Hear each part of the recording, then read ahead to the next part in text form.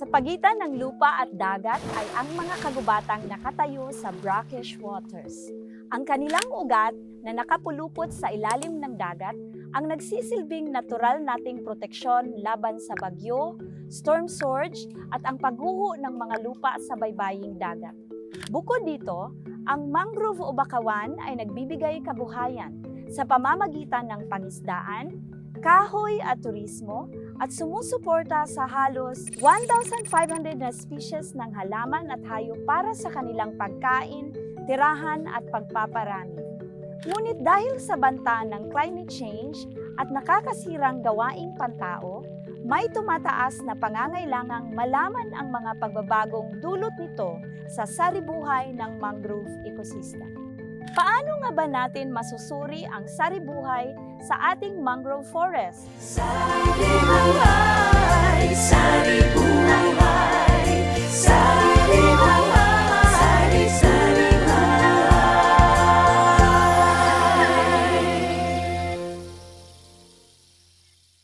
Magandang saribuhay!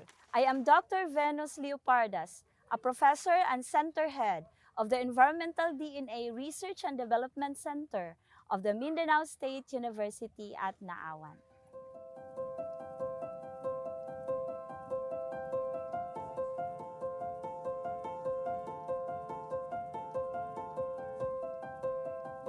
The Indo-Pacific region is the center of mangrove diversity. However, it is also identified as a hotspot because of its fast rates of mangrove loss due to its vulnerability to climate change, especially to sea level rise. Ang Pilipinas bilang nasa loob ng Coral Triangle ay isa sa mga mangrove-rich na bansa sa Timog Silangang Asya. Sa 65 species ng mangrove sa buong mundo, halos 4 na po ang matatagpuan sa ating bansa. Ang mga mangrove ay may mahalagang papel sa pagpapanatili ng ecological balance sa mga rehiyon sa baybaying dagat, pagiging tahanan lalo na ng vulnerable at endemic species ng halaman at hayop, at nagbibigay ng ecological services sa mga komunidad.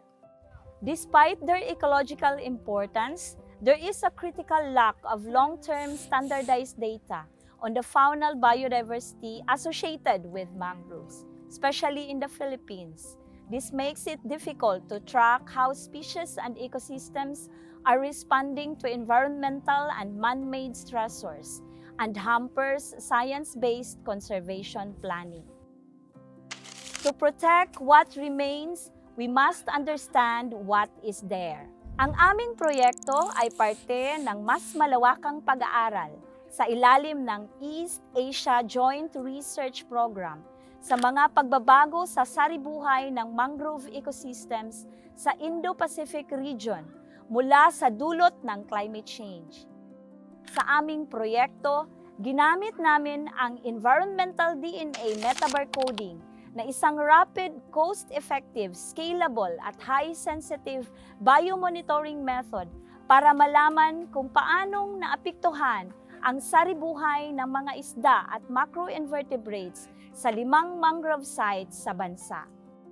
Nagkolekta kami ng water samples sa bawat site sa iba't ibang panahon sa loob ng 3 taon. Sa pag-extract at pag-sequence namin ng DNA fragments mula sa water samples, natukoy namin ang iba't ibang species na matatagpuan sa lugar. Bukod dito, sinuri din namin ang iba't ibang environmental parameters tulad ng water temperature, salinity, pH at dissolved oxygen. These variables, along with remote sensing data, will be integrated with eDNA results through species distribution modeling or SDM to analyze how species distributions may shift under various climate change scenarios.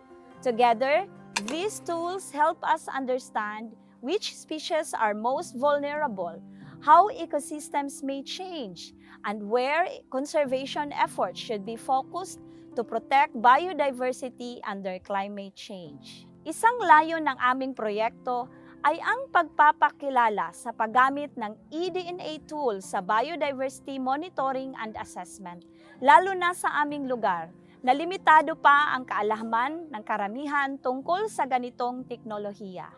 Most notably, we established the Center for Environmental DNA Research and Development, a pioneering facility dedicated to advancing eDNA-based research and conservation efforts in the country, aiming to serve as a hub for innovation, collaboration, and sustainable environmental management using the eDNA technology. Through capacity building in the use of eDNA in biodiversity monitoring, we equip LGUs and communities with technical skills and increase their appreciation and participation in mangrove conservation.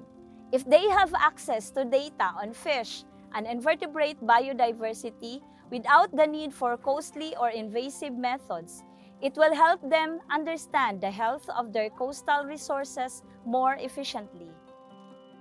In the next decade, I envision that the data we generate will support more informed conservation policies, guide habitat restoration efforts, and strengthen climate adaptation strategies, not only in the Philippines, but across the Indo-Pacific region. Saribuhay is a celebration of life in all its forms and acknowledgement of the intricate connections that bind people, species, and ecosystems together. Tulad na lang ng pagharang ng mangrove forest sa mga kalamidad na makakaapekto sa atin, ay kailangan rin nating kumilos sa mga banta ng pagkawala nila. This connection is a reminder that the well-being of our environment is deeply linked to our own, and that caring for biodiversity is ultimately caring for life itself.